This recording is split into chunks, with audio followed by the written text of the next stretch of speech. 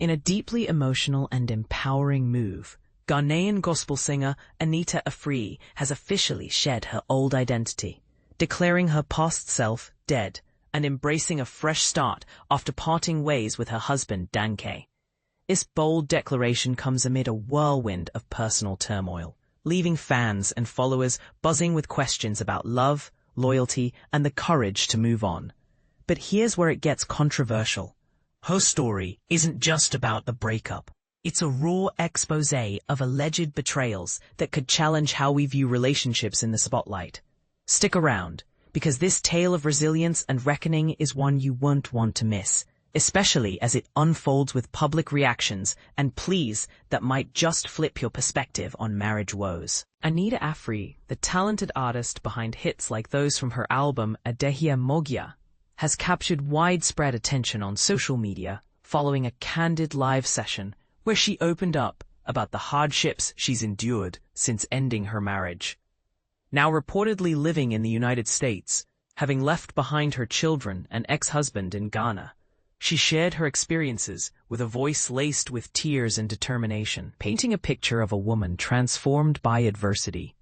In a poignant clip from that interaction, Anita firmly asserted that she had rediscovered her strength and refused to let Danke tarnish her reputation any further. This stance emerged in response to an interview where her former spouse publicly criticized her for what he described as abandoning their family after her move abroad. The singer, standing her ground, told Danke that she was no longer the submissive partner he once knew and was prepared to confront him directly. "My name is Ama Tumi now," she declared emphatically. "The Anita who was your wife is gone. I'm not afraid of you anymore. I won't stoop to disrespect or insult you, but please, stay out of my lane and let me live my life in peace." Her words echoed a profound shift, symbolizing a rebirth for someone who felt trapped in a cycle of pain. Delving deeper into the heart of the matter, Anita recounted painful details about her husband's alleged infidelity during their time together. She described how his supposed affairs with other women had cast a shadow over their relationship, leading to repeated health issues for her. Think infections that required constant medical attention. "You can see I've always remained faithful, never looking at another man," she explained in the video. "But you, even when you picked me up from the airport, you'd just come from being with someone else. Right after we'd be intimate, I'd end up sick and needing to buy medicine over and over." For beginners navigating stories like this, it's worth noting that such allegations highlight the emotional and physical toll of betrayal, often leaving victims feeling isolated and questioning their self-worth. In many cultures, including Ghanaian communities, marriage is seen as a sacred bond, so accusations like these can stir deep debates about trust and accountability. And this is the part most people miss, the cultural nuances that add layers to her narrative. In Ghana, terms like chop money, which refers to the weekly allowance a spouse might give for daily expenses, come into play, as we'll see in the reactions below. Anita's story isn't isolated. It reflects broader discussions on gender roles, financial independence, and the pressures of fame on personal lives. But here's where it gets even more intriguing.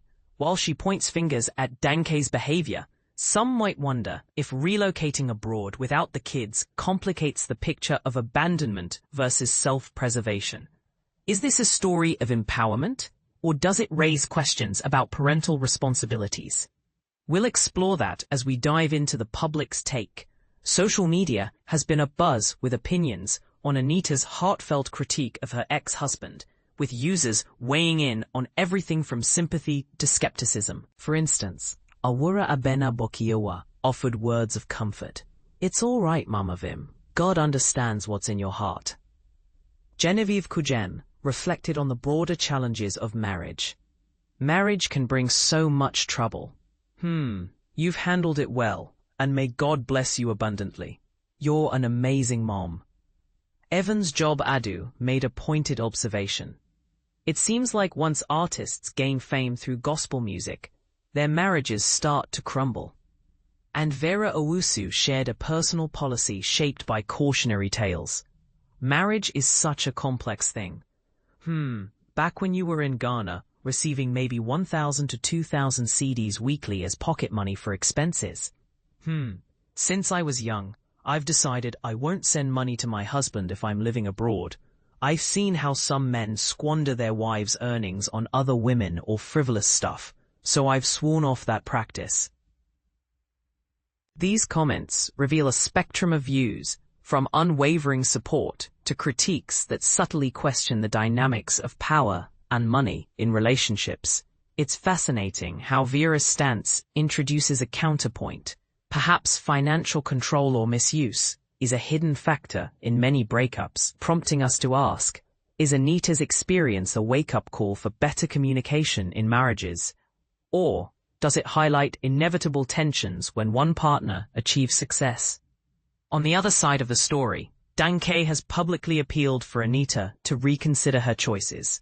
In a previous interview, he expressed deep disappointment over her decision to leave the children behind after moving to the US, urging her to either bring the kids over or return to Ghana to fulfill her role as a mother. He hoped she would reunite the family overseas, painting a picture of a man grappling with loss and longing for reconciliation.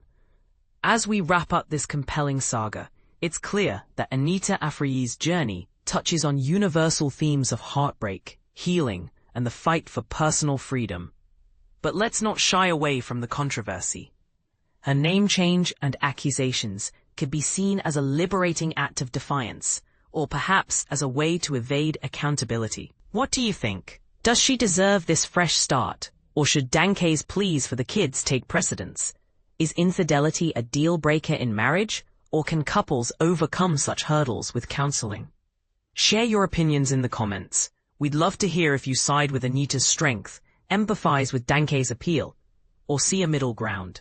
Your thoughts could spark a lively debate. Proofreading by Bruce Douglas. Copy editor at yen.com, GH. Source, yen.com, GH. Authors, Hot.